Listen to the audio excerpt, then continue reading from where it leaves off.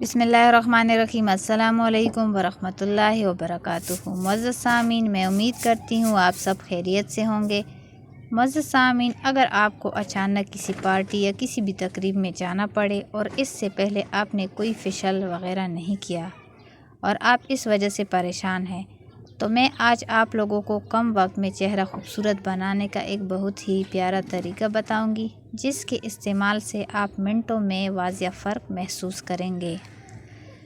4 چمچ دودھ، 1 چمچ شہد، 2 چمچ بیسن، ان تینوں کو اچھی طرح سے مکس کر لے اور مکس کرنے کے بعد اس پیسٹ کو اچھی طرح چہرے پر لگائے اور 10 منٹ بعد منہ دھو لے۔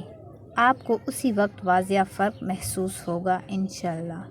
شادی یا کسی بھی تقریب میں جانے سے پہلے یہ فارمولہ ضرور استعمال کریں۔